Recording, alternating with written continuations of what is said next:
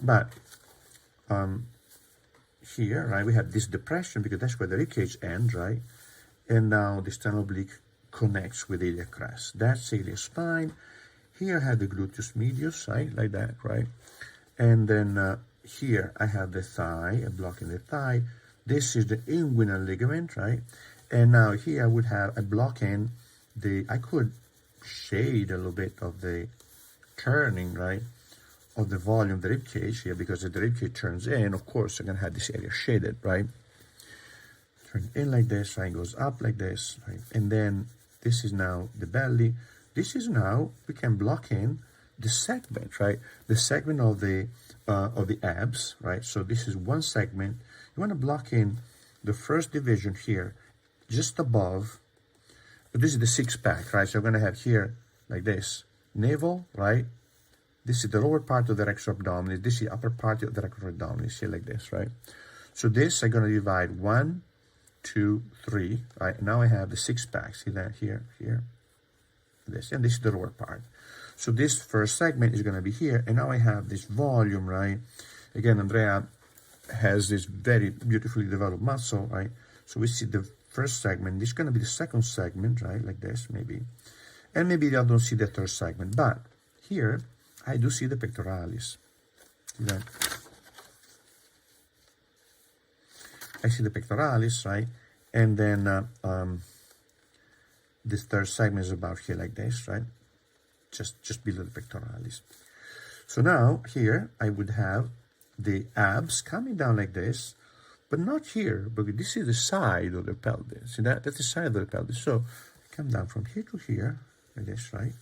And from here to here, where I have here this division, right, between the external oblique and the rectus abdominis. Again, the semilunar line, like that, right? So,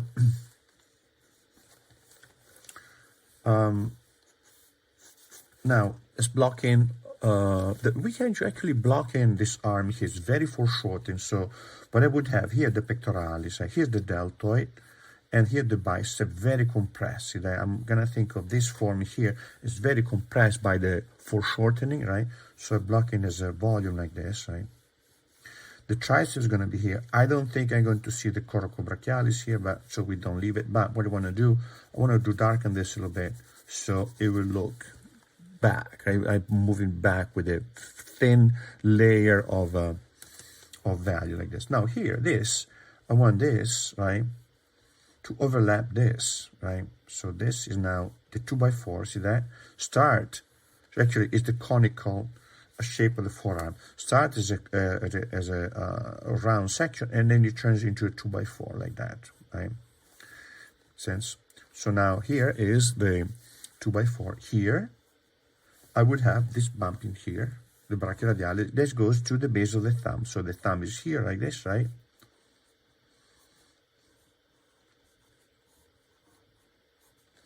And it goes down from here to here like this, right? Now here, I'm going to see the brachyradialis, right? Extensors and flexors, like I see here, right? So remember, the volume of the brachyradialis, right, will start laterally. Let me show you this. This is the volume of the brachial. This is the upper arm, right? Like this, right? This is the forearm like this, right? And the hand is now in palmar view like this, right? The brachyradialis is here, creates a volume like this, right? And this is the flexor like that, right? The two main groups, 1 and 2. As I go from supination, right, to pronation, what happened? This muscle here, they start always laterally, right? And ends up here at the base of the radius here, will follow the radius. So now from this to this, right? The hand now turn with the thumb inside like this, right? This muscle start always from here, but now it goes here like this. So now I have this volume like this. Now see, I see, because look where the thumb is, it's inside. See, that is inside. So I know that this muscle will follow that. This muscle will, the thumb is here like this, right? This muscle will follow the thumb. So now we have this coming down like this, and we go from a view where we see the flexor and the brachioradialis, where we see flexor, brachioradialis, and extensor. We see all three of them like that. Make sense, right? So let's keep working with this now, right? We got in now the adductors, right? The adductors. So this is the genital, right? The genital. Yeah. The gluteus most likely is here. I see a little bit of the glutei probably, and this is the volume of the thigh, like this, right? So any questions so far, guys? It's good. Peachy. Good, good. Gonna sharpen this, right?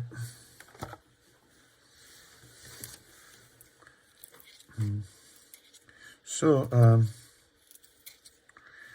in this case here, see, I don't want to get too much into the description of the muscle in high detail. I'm focusing more on the main volume, right? Almost like if something that I bought from IKEA and I need to assemble, right? But I need the instruction. That's the bad news, right? I like to say I don't read the instruction of IKEA when I put some, but then I had to go read them later, 2 hours later, and start from scrap, right? That's the thing, because, you know, you buy a lampshade, you end up with a boat, right? You don't know what you're doing. So you need to understand the basic volumes of basic structure of the body if you want to draw it properly. This way, I'm doing this to show you that if we know the essential aspect of the structure of the body, anatomy, we stop relying on imitation. We don't copy the body anymore. We understand the body, and we can interpret it, right? We can interpret it. So think of that, right? Like so. Now here we have the gluteus medius like this, and here we have the tensor fasciae lata like this, right? Tensor fasciae lata. I'm gonna put it in perspective. Here's the sartorius, right? And the sartorius will divide let's do it here, right? Let's do it here. The sartorius divides the thigh diagonally like this, in 2 segments, right? 2 halves. Actually, what I'm gonna do, I'm gonna take out this arm so we can see the leg a little bit better, right? Then I'm gonna redraw the arm on top of that, right? So this is the thigh, seen from the side like this, right? This is the thigh. When we have the leg a little bit flexed, we can make it even a little bit flexed, right? Like this, right?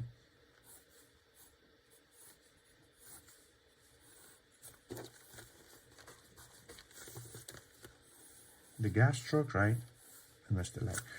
So the sartorius will go down, stand this a little bit too, from the iliac spine all the way to below the knee here. This is the patella, like this, right? This is the tuberosity of the tibia, and below the tuberosity of the tibia, I have a little bit of it on the tibia. This is the tibia, the shin, right? I have a volume just barely visible, and that's the volume of this tendon of the sartorius and other 2 muscles that goes from here down like this and down like this, right? It creates that sharp tendon that we have here, creates a sharp tendon. So notice that this tendon here, right, is going down. So we have here the hamstring goes up, then becomes tendinous, and then it goes down like that, right? So this volume here, from the genital here and here, above the root of the next to the root of the penis or the vagina here, we have a sharp tendon. This is the adductors. This is the volume of the adductors like this, right? Now, the sartorius will run between the adductors and the quadriceps. Now I divide the leg in 2 diagonally like this, right? Here had the adductors, another muscle, right? And here had the quadriceps. So now let's try to give it a little bit more information, right? So the now I have the leg flex, right? So this here is a patella. This here is the vastus medialis. So if I take this long fusiform sheet and I cut it diagonally into half, more or less, like this, right? This is the vastus medialis, and this is the rectus femoris. See that? And this is the sartorius, right? I don't see the tensor fasciae latae, it's on the other side, right? So now I see this muscle here, this muscle here. When I look at this, right, I need to think, okay, that's the sartorius, highly compressed, yes. I don't really, it's difficult to see, but I know it starts from here, and this is the patella, this is tuberosity of the tibia, right? And this is the V of the tuberosity of the tibia, this is the shin, and this is the gastroc, right? So what I can do, I can imagine this going down like this diagonally, and then will go behind the volume of the vastus medialis here, and then reappears here. That's the sartorius, right? So now here I would have the vastus medialis. In the middle here, I have the rectus femoris. On the other side, which I don't know here, I have vastus lateralis. So now I have, this is important to note, and under here I have the hamstring, right? So I see now the rectus femoris here, right? Coming from under the, sorry, I'm gonna clean it up a little bit. The rectus femoris starts from under the anterior superior spine, goes under to the anterior inferior, and comes out from the two muscles here, the sartorius and the tensor fasciae latae. As I divide, this muscle comes out from under like that, right? Like this. It goes here. Now, this is going to be the tensor fasciae latae, maybe a little bit bigger, like this, right? This is the rectus femoris. So, this muscle here, vastus lateralis, is on the side like this, right? The rectus femoris is on top like this. The vastus medialis is like this. And then they converge to the patella, right? And the patella will go down to the tuberosity of the tibia. And here I have the knee. That's the knee. That's the femur, the annular femur. And here is the tibia. Like that, right? So